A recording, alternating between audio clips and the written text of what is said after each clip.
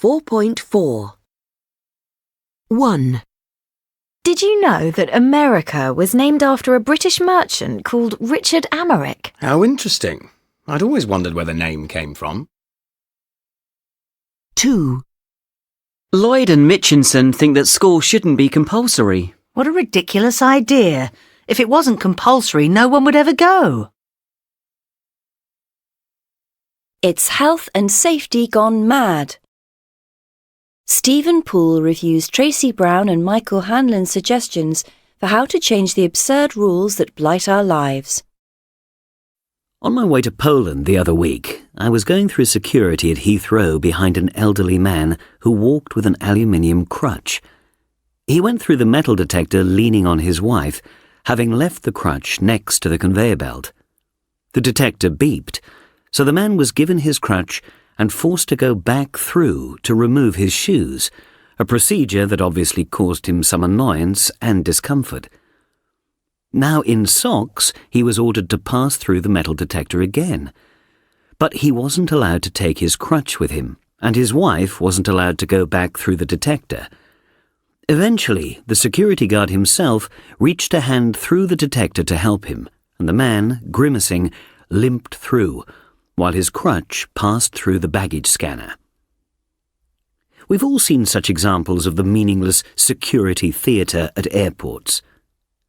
One pilot had his butter knife confiscated just before taking the controls of an enormous metal machine packed with flammable fuel. Liquids over 100 millilitres were banned in carry-on baggage, even though the initial incident which led to prohibition of liquids, a plot to mix chemicals in the plane's toilet to produce explosives, almost certainly wouldn't have worked. And yet, as Tracy Brown and Michael Hanlon point out in this book, passengers are not only allowed but encouraged to buy and take on board large duty-free bottles of alcoholic spirits, which could easily be turned into Molotov cocktails. This book about absurd rules considers such security restrictions as well as more general health and safety rules. While security promises to protect us from external threat, safety protects us from accident or ourselves. Actually, the phrase health and safety has become so familiar that we don't quite notice that the two concepts are not necessarily mutually reinforcing. What is healthy might be unsafe, going jogging along a river populated by irritable hippos, and what is safe might be unhealthy, staying indoors binge-watching Netflix series 24 hours a day.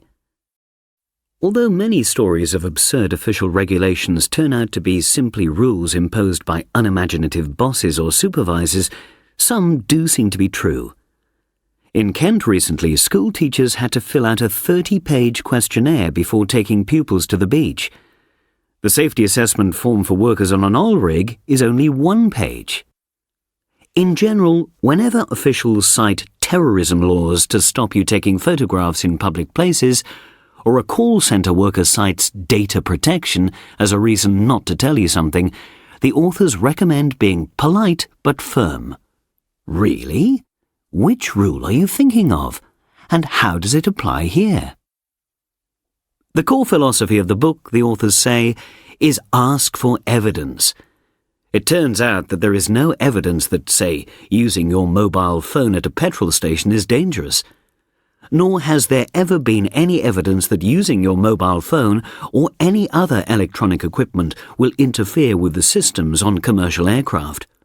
So that rule is, finally, being relaxed. If we were really interested in evidence-based safety, the authors argue, we would ban large trucks from city centres. They kill a lot of cyclists, as well as raising the driving age from 17 to 21. But some options, unfortunately, are simply political impossibilities. In America, this is why people can't buy unpasteurized cheese, but can buy a gun. In Britain, it is why people worry about dangerous dogs, but do little to reduce or calm traffic around schools and playgrounds.